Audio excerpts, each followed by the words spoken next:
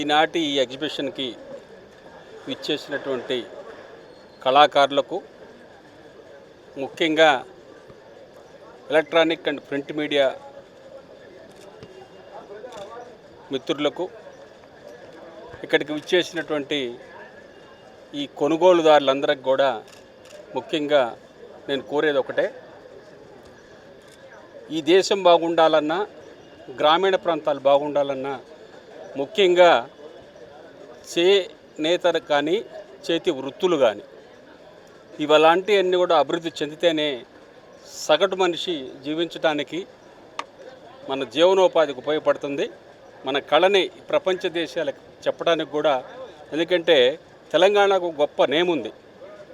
అగ్గిపెట్టెలో చీర పంపించడం కానీ, ఈనాడు అంబానీ గారు మన భారతదేశంలో అత్యంత గొప్ప ధనవంతుడు, వారి కుమారుడి యొక్క వివాహమునకు కావాల్సిన వెడ్డింగ్ కార్డ్స్కి మన తెలంగాణ హ్యాండిక్రాఫ్ట్స్ తరఫునే 9 కోట్లు ఆర్డర్ చేయడం జరిగింది.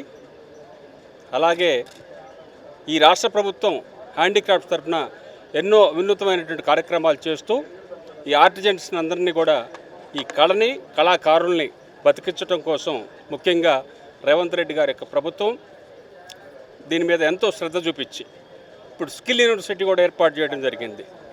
దాంట్లో కొన్ని భాగాలు తప్పనిసరిగా ఈ చేనేత కానీ, చేతి వృత్తులు అటువంటి కళాకారులకు కానీ తప్పనిసరిగా కోర్సు ఉంటుంది. మనిషి యొక్క జీవితంలో ముడిపడి ఉన్నటువంటి కళల్ని ప్రోత్సహించడం కోసం ఇలాంటి ఎగ్జిబిషన్స్ పెడతాం. సుమారు ఇండియాలో ఉన్నటువంటి అన్ని స్టాల్స్ కూడా ఇక్కడికి వచ్చాయి. అతి తక్కువ ధరకి ఈ ఎగ్జిబిషన్లో సేల్స్ జరుగుతుంది. కాబట్టి మీరందరూ కూడా తప్పనిసరిగా హైదరాబాద్ ప్రాంత వాసులందరూ కూడా నిండు మనసుతో ఈ ఎగ్జిబిషన్ స్టాల్స్కి వచ్చి మీరు కొనుగోలు చేసి కళాకారులందరినీ కూడా ఆశీర్వదించవలసిందిగా విజ్ఞప్తి చేస్తూ సెలవు తీసుకుంటున్నాను.